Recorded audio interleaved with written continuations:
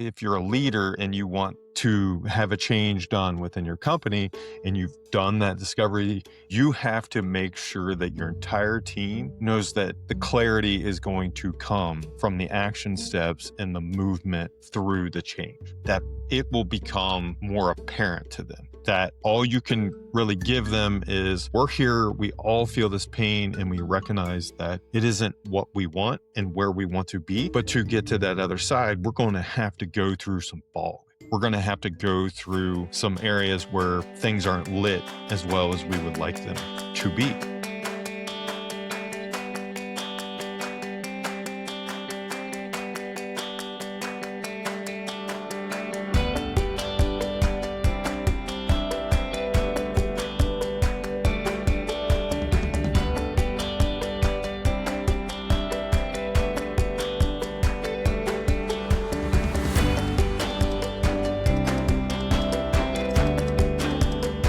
Hey everyone, welcome back to another episode of Activating Curiosity. I am Ryan Ware, and this is our final bonus episode and final episode of 2025, which is very hard to believe as we're heading into that new year. But for those that have been listening to the podcast, I appreciate your support. And if you are enjoying the podcast, I hope that you are following it and sharing it and looking for us on YouTube as well. I just want to say thanks to everyone who's been listening and looking forward to see where 2026 takes all of us in our journey as we start to begin to build stronger relationships with change. And that leads us into this bonus episode. And I want to do a little reflection and kind of step back to how we got to this point. We began the journey focused on change is an area that we all tend to struggle with. And a lot of times that means we don't understand what it means to ourselves, let alone anyone else within a team or a business and organization that we are part of.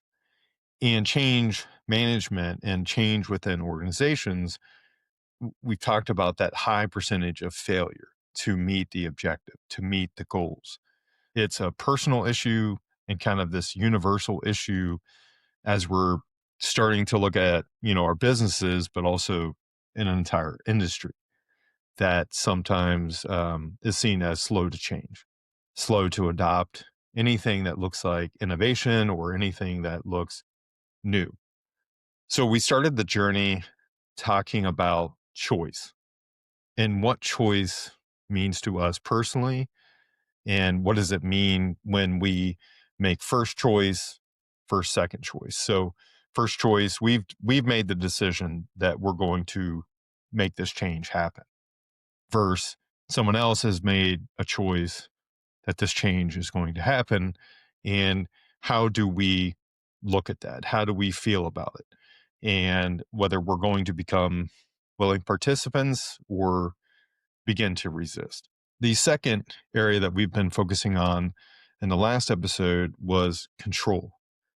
And we talked about control being an illusionist and that it didn't really feel real to most of us because it's playing tricks. Like we hold on to things because we believe we're in 100% control at that moment.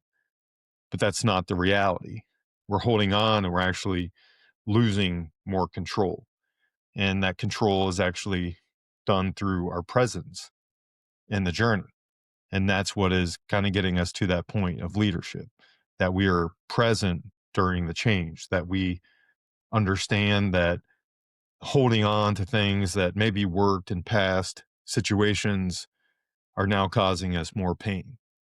And that's really part of, change in itself, is that you sit in current state and you place a goal out in front of you, and depending on how big that goal is, there is a time lapse that has to happen to get you from current state to future.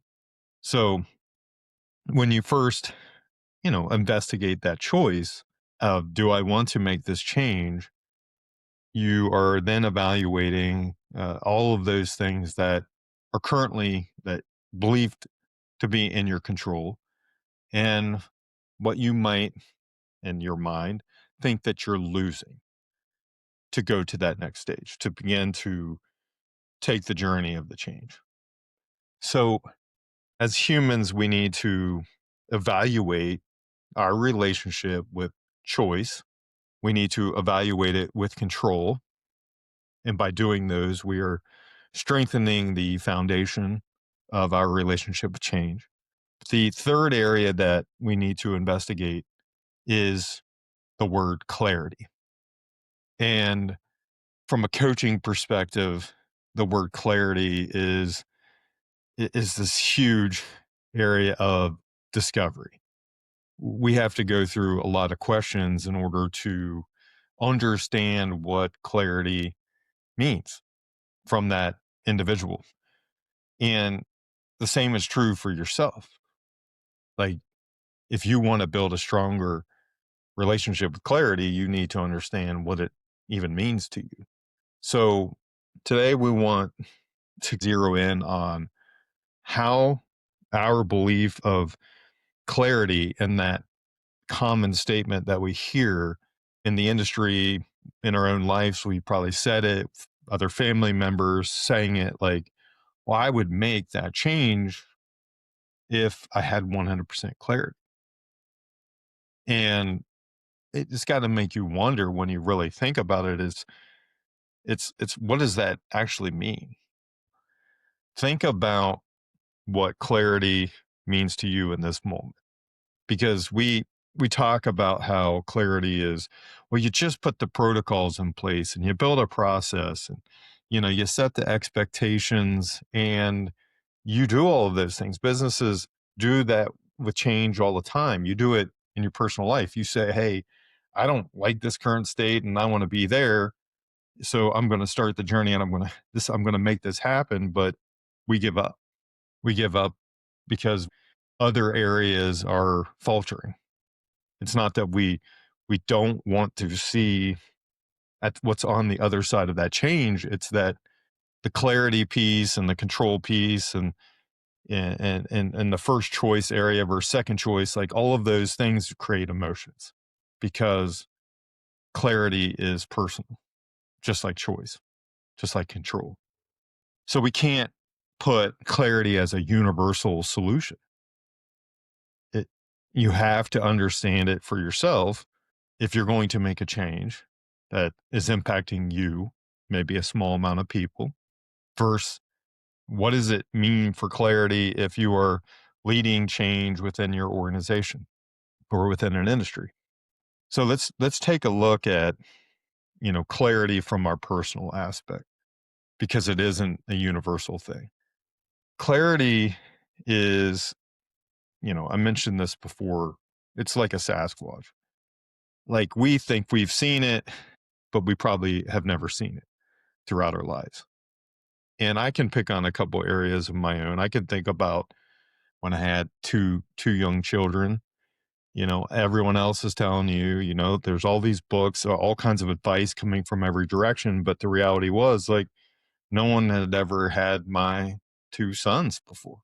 So I could either think that there was a roadmap and the actual game plan, but I would have missed something by following advice of others. I would have tried to apply things that maybe didn't meet the situation, didn't meet the need of what it was, that my children actually needed and were going to become.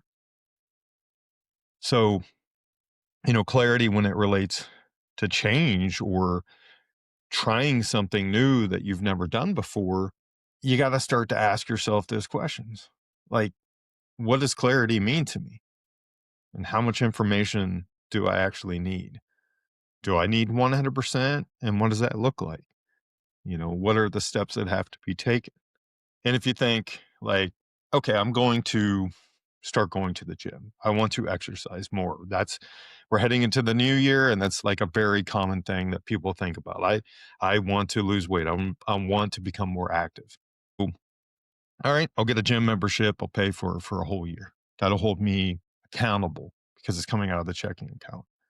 Yet If you look at most of the fitness industry, their money is made at the first half of the year. Most people are gone out of the gym within 3 months because while the long term goal was there, it was the daily and weekly clarity of what you were going to be doing that day. It wasn't the clarity of the whole year. It was just keeping it clear on what it was going to feel like by doing those exercises daily to weekly and putting a game plan together in a much smaller viewpoint versus the full path. So we don't go through that time to discover, not just for ourselves, like, what does this change actually mean? And then you look inside your business and you say, okay, I feel the change needs this much clarity.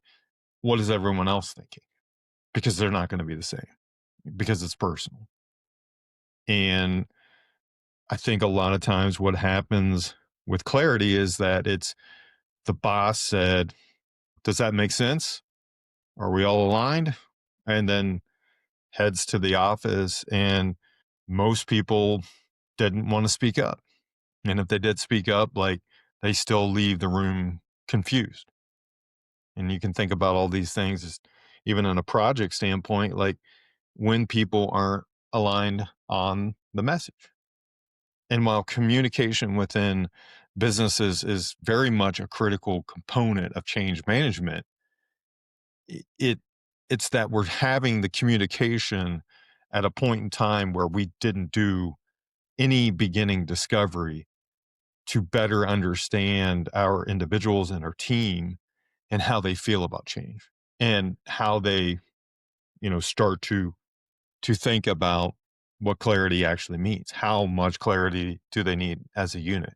And we, as humans, again, going back to that, I would do it if I had 100% clarity. I would take those steps. We would make that change. We would use that method of construction. If you give us data and you show us, like, hey, it's worked elsewhere, well, guess what?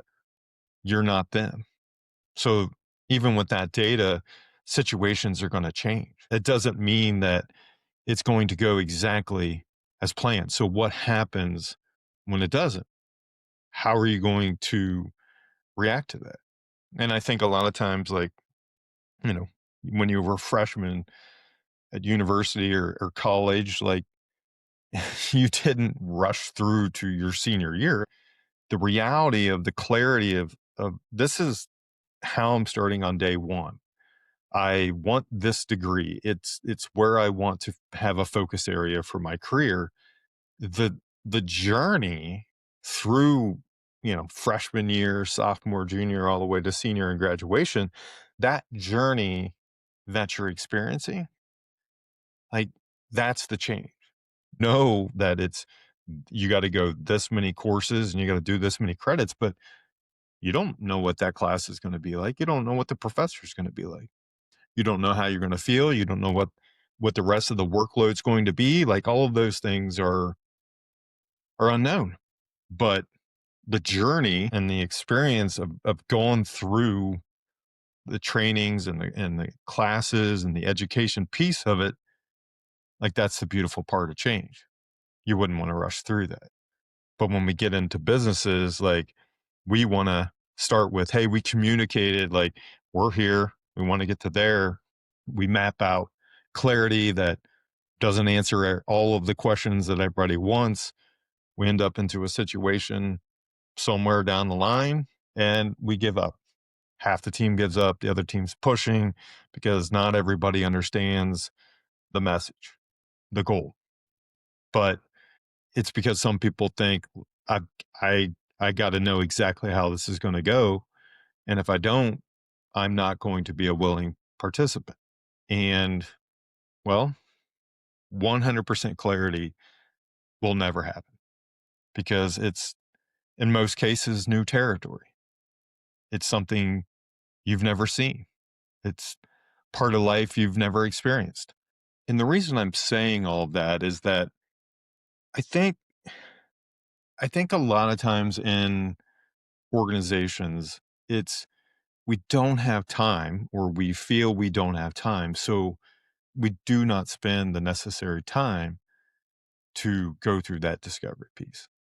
Spend time as a team and as a unit to think about like, okay, here is what we're feeling. Here is all of the challenges that we're facing and the problems that we're facing, and defining all of those and getting to the root problem and then coming up with a solution. A lot of times what we do is the solution, someone comes up with it without getting enough feedback, without enough discovery. So as you start the journey, there's different ideas of the clarity because this is the goal that one person wants versus the actual problems that are happening. So you're not clear even as you begin the journey of the person leading it because you haven't aligned or you haven't gone through that discovery because you want to rush through it. And by rushing through it, like no one's having the experience. No one's gaining any more insight by, trying new things. One of the real dangers of change within our life as individuals as well as organizations is that rushing through period. It's that we think that change is a one-time event, and it's not. Change is change is an experience. Change is a journey. And in order to get it to stick, like you can't rush it. And where clarity comes in to this is that you set that expectation at the beginning. If you're a leader and you want to have a change done within your company and you've done that discovery and you've decided like these are the problems that we're having and that's the solutions that we need to put in place because that is our end goal, you have to make sure that your entire team knows that the clarity is going to come from the action steps and the movement through the change, that it will become more apparent to them that all you can really give them is we're here, we all feel this pain, and we recognize that it isn't what we want and where we want to be. But to get to that other side, we're going to have to go through some fog. We're going to have to go through some areas where things aren't lit as well as we would like them to be. So we need to slow down in those areas.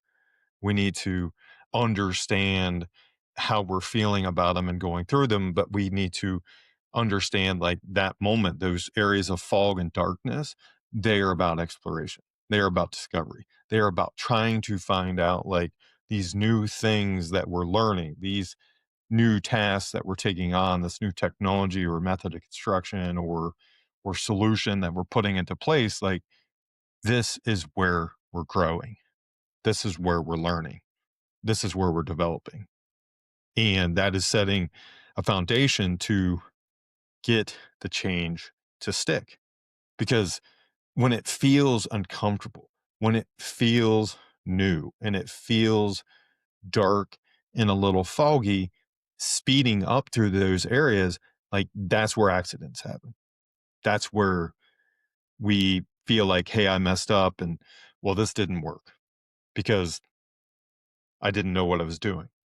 But if you look at it from a standpoint of, I'm going to slow down in this area, we all are going to slow down in this area. We will take smaller steps. We will see more clearly as we're working through it. We will connect more to this new area. We will understand and learn from those things that we get wrong. And we will build a better understanding of what it will take next time. That's where you're gaining clarity. Because if you've never been to a gym, as the example I gave in a personal life, that first time is not going to feel all that comfortable. Maybe even not after the first week. There's equipment that you don't know how to use yet. There's muscles that you haven't worked out in a while. So it's really the same thing. It's this you've not done it, you're reintroducing something. So you can't just rush through it. You can't just go in and lift every weight up and do every exercise and expect it to be done. It's going to take time. It's going to take you understanding that the clarity comes by the actions, the clarity of moving through new territory, foggy area, a non lit area. You slow down, you don't speed up. If you're doing this personally or you're doing this with a team, you have to understand at each point in time how you're feeling. Like name it. If you're having fear because you can't see or this didn't work, you're talking about it. You're talking through all of these things as a team. So when we think back to this area of, hey, I would do that if I had 100% clarity, whether again it's personal or as a team, once you've evaluated what clarity means to yourself and to others, then you can begin to talk a little deeper about that level of clarity that it's going to take the first step. Like we only need as a group, we only need clarity for that first step. So what is that going to take? What does that look like? And you begin to build trust. You build trust in yourself and your ability to take on something that you've never done. You're building trust as a team because now you're talking through it. That communication level is increasing. Everyone is present during it. They've understand that it wasn't a first choice for them, but the second choice of being involved and a willing participant, the buy-in level is increasing. And they recognize that the value of working through this is greater than the current state because they're not holding on to this belief of the 100% clarity is all there is. So therefore, if I can't have the 100% clarity, I can't control everything and I didn't make the choice, like I'm just going to sit over here and do nothing. But by talking about each of these things, by realizing that that clarity is only coming by trying something because you don't know if you are capable of it until you step into it. And our minds are also this trap that will get you to believe that you're incapable of doing something. It'll create those obstacles. It'll it'll create the limiting beliefs and then you'll put it into a vicious cycle of like, nah, we're just not good at change. Well, why not? Because the last one didn't go. What about the last change didn't go well? And keep asking more questions about the last change. Try to find out like, were we not aligned in the last change? Did we not do enough discovery? Did we rush through it too quickly? Maybe it was the wrong answer. Maybe the problems that we thought we had weren't even the problems that we were trying to solve. But just laying into the area of, hey, we just aren't good at change. So therefore, we're not going to do it. You're not giving yourself, the opportunity to step back and begin to understand your relationship with change as it relates to choice and control and this area of clarity that we're talking about. Because again, clarity is an enormous word. Every client that comes in and says, I just want to get clarity, what does that mean? What does that mean to you? Because I don't know what 100% clarity looks like, even for myself, until I begin to explore it. And when will I take that first step? Like, how much information do I need to take the first action?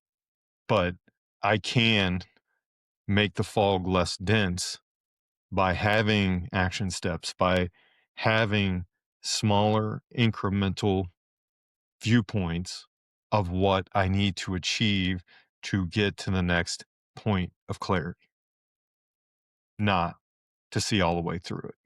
Because that middle area, that area of change that we talked about, that exploration and discovery and learning, like that's the most beautiful part of change. That is where you're finding something greater than you had in the past.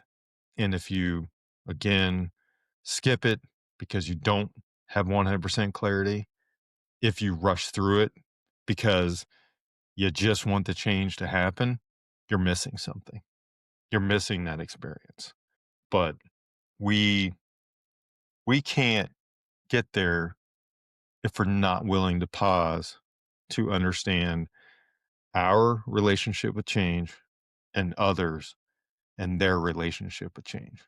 And it can feel like a big task. And people may say, hey, it's a waste of time. We're just not good at it. Or we just don't want to put change into place because we're too busy. So we'll just keep feeling the pain that we're feeling on a daily basis because we can't control everything. So therefore, we're not going to do it.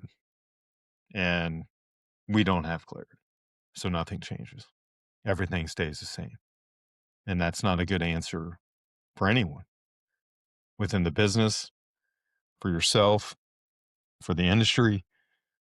Like, we have to be willing to explore this relationship. Why is it a relationship? Well, what relationship works well when it's one sided? So if we believe that a change is happening to us, then it's one sided. You're not the willing participant that is needed. But when you're exploring these first three steps as it relates to strengthening that relationship with change, you're now an active participant in the relationship. You are identifying those things that you need to begin the journey because those areas are just the beginning. And in order to make it all the way to the other side of that change, you need commitment. And commitment is the next area of exploration. Commitment is it is where we fall apart. It is why we quit the gym. It is why we don't follow through on the change. It is why a lot of change implementations fail in businesses or initiatives don't meet the goals because not everybody's has the same level of commitment to the change. And and that's because they haven't understood their relationship around choice and their relationship around control, and they haven't understood what clarity means to themselves and what it means to others. And when those things aren't aligned internally and they're not aligned within your team or business and group, yeah, you won't stay committed. That's just how we function as humans because we want to go back to the tried and the true. We want to go back to what seemed easier before, even if the current pain can be removed, lowered, or completely addressed in the way we want it to by making the change. So we we are human, and I recognize that. But I recognize an opportunity. I recognize an opportunity of trying to help others begin this exploration piece of their relationship with change by zeroing in on the choice and the control and the clarity. And in the next episode, we'll explore commitment and how do we start to think about commitment in our own lives and in our teams. And this is where that reflection I was talking about earlier of how did the last change go for yourself? How did the last change go for the team? And do that discovery as well before you try to rush through it. So I hope this mini series is, again, just sparking some curiosity around change in your own life and within your business and team, because we can't continue to go on within the industry as a whole believing that we're not going to change or that solutions just don't work or technology can't work or methodologies can't work because we have to have some agency in all of this. We have to take ownership in this relationship that we have with change. And we need to make sure it's not one-sided. And that is the way that we can move forward. I had mentioned before that things were going to change in 2026. And I'm excited about what is currently kind of in the plan for all the podcasts as we head into the new year. The goal is, again, to have 2 guests released on the second and fourth Tuesday of each month. So an additional guest each month through 2026, with a bonus episode dropping on the third Thursday. That'll give us more opportunity to think about things that are kind of top of mind and bring in mini series like this. So I know it is the holiday season. We're heading into the new year in a few days, but I'm grateful again to all of you who have listened, who have given me feedback on the podcast or given me things that would be helpful for you and for others. So until next time, I hope you stay well. I hope you continue to find those things that excite you, that you want to explore more. And I hope you continue to activate your curiosity as well as curiosity within others. The Activating Curiosity podcast is brought to you by Connective Consulting Group and Connective Coaching, part of the Curiosity Building Experiences. If you enjoyed today's episode, don't forget to subscribe so you'll never miss a conversation. Share the podcast with your network and help us bring more curiosity to the construction industry. Interested in becoming a guest or a sponsor? Visit us at activatingcuriosity.buzzsprout.com for more details. Until next time, keep leading with curiosity.